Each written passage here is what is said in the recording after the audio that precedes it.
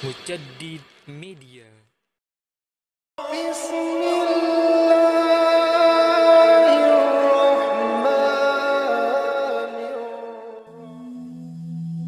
Assalamualaikum warahmatullahi wabarakatuh. Hamdan wa syukranillah. Asyhadu an la ilaha illallah wa asyhadu anna Muhammadan abduhu wa rasuluh. Sahabat Mujaddid Media rahimakumullah. Pada kesempatan kali ini, Mujaddid Media akan mengulas mengenai kisah masuk Islamnya Bilal bin Rabah. Mungkin sahabat semua sudah tidak asing lagi dengan nama Bilal. Ia dikenal sebagai muazin di zaman Rasulullah Shallallahu Alaihi Wasallam. Sebelum kita membahas bagaimana kisahnya ia masuk Islam, mari kita kupas sedikit mengenai biografinya. Bilal lahir di daerah As-Sarrah sekitar 34 tahun sebelum peristiwa hijrah Nabi Shallallahu Alaihi Wasallam. Ayahnya dipanggil Robah dan sang ibu bernama Hamamah.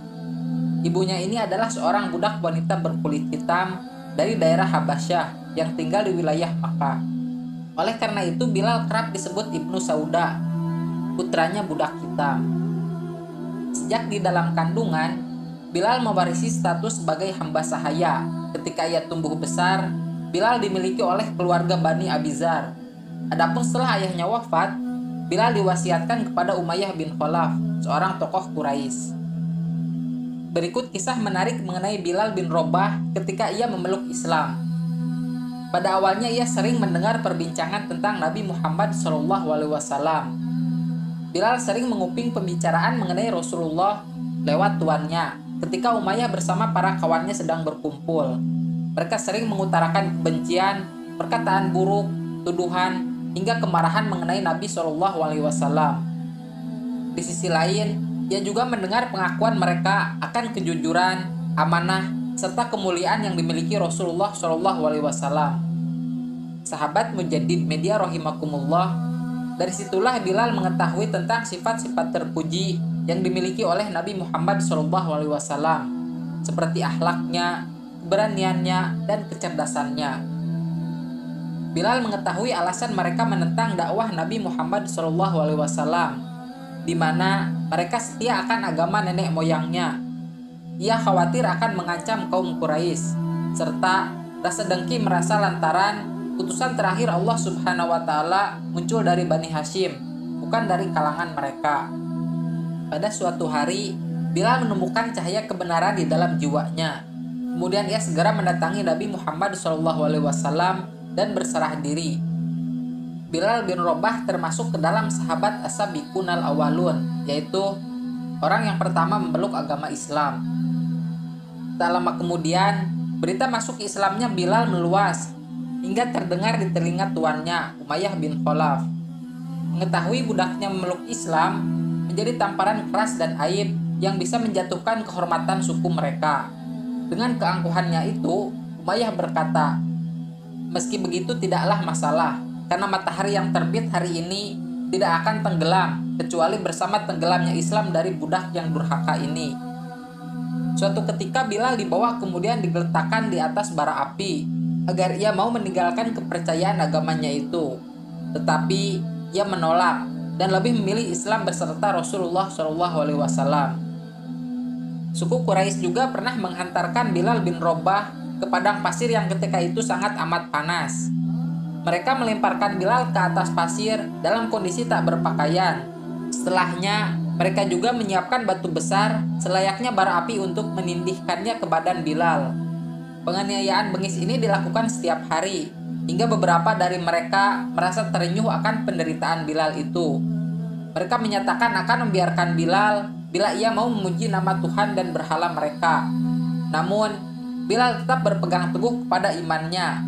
Ia enggan mengucapkan satu kata pun dan justru mengulang-ulang lafaz ahad, ahad, yang bermakna Allah.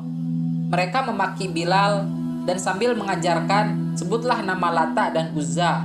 Namun, tetap saja Bilal mengatakan ahad, ahad.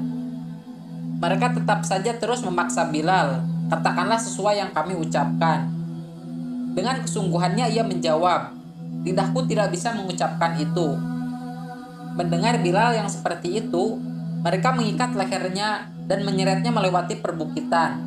Dalam keadaan seperti itu saja, Bilal tak melewatkan senandungnya. Ahad, ahad. Kemudian mereka berkata, besok katakanlah ujaran yang baik untuk Tuhan kami, agar kami bisa melepaskanmu. Kami sudah lelah menyiksamu, seolah kami sendirilah yang sedang disiksa. Keesokan harinya tiba, Bilal masih saja diseret dan disiksa. Sebab ia enggan mengucapkan apa yang mereka suruh, serta tetap melafalkan ahad, ahad. Kemudian datanglah Abu Bakar As-Siddiq dan berkata, apakah kalian akan membunuh seorang karena ia berkata, Tuhanku adalah Allah? Abu Bakar menambahkan dan berkata kepada Umayyah bin Khalaf, ambillah harga tebusan yang lebih tinggi dan biarkanlah ia bebas. Umayyah begitu senang dan beruntung lantaran Abu Bakar menawarkan harga pembebasan untuk Bilal bin Rabah. Ia menyadari bahwa menjual Bilal lebih menguntungkan daripada membunuhnya. Akhirnya mereka menjual Bilal kepada Abu Bakar. Dan Abu Bakar segera memerdekakan Bilal saat itu juga.